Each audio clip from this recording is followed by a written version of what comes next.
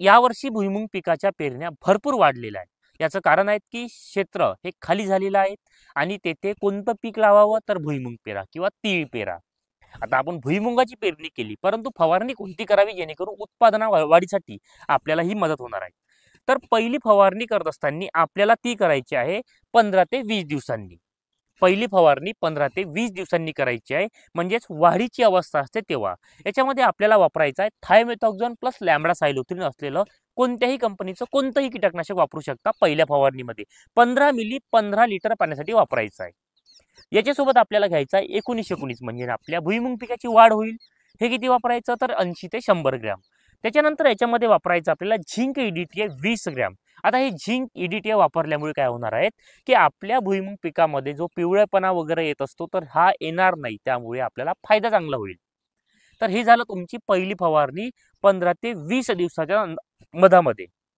दुसरी फवारणी आपल्याला काय करायची आहे, आता दुसरी फवारणी करत असताना सगळ्यात महत्त्वाचं येतं कीटकनाशक बरोबर वापरायचं।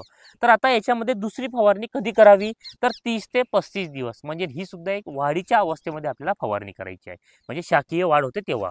याच्यामध्ये तुम्हाला वापरायचं आहे कीटकनाशक। कीटकनाशक वापरत असताना 15 लिटर पाण्यासाठी तुम्हाला 30 मिली क्लोरो प्लस सायपरमेथ्रिन हे वापरायचं आहे। याच्यासोबत आपल्याला मायक्रोडील सुपर मिक्स जे पाटील बायोटेकचं आहे हे सुद्धा तुम्हाला याच्या वापरायचं, म्हणजे मायक्रोन्युट्रिएंटची कमतरता भरून निघेल। याच्यासोबत तुम्हाला वापरायचं आहे बुरशीनाशक, म्हणजेच मर वगैरे होत असेल तर तुम्ही एलिएटचा उपयोग याच्यामध्ये करू शकता। तर एकंदरीत भुईमुग पिकावर पहिली आणि दुसरी फवारणी मी तुम्हाला सांगितली आहे। याच्या समोरची फवारणी मी येणाऱ्या समोरच्या व्हिडिओमध्ये तुम्हाला देणार आहे। तर भुईमुग पिकाचं क्षेत्र वाढल्यामुळे यावर्षी बाजारपेठेमधले भाव हे कसे राहणार याची सध्या कोणालाही खात्री नाही, कारण यावर्षी इतकं क्षेत्र वाढलं आहे की उत्पादन भरपूर वाढणार। तर उत्पादन वाढलं तर तुमचं जे माल आहे तर मालाला भाव सुद्धा कमी भेटू शकतो।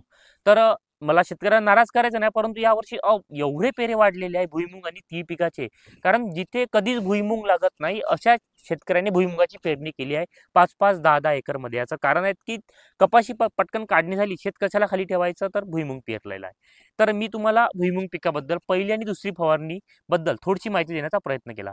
माहिती तुम्हाला कशी वाटली कमेंटमध्ये सांगा। माहिती आवडली असेल तर आपल्या चॅनलला सबस्क्राईब करा। हा व्हिडिओ जास्तीत जास्त शेतकऱ्यांपर्यंत शेअर करून चॅनलला नक्की सबस्क्राईब करा। तुमचा शेतकरी मित्र राहुल शिंदे।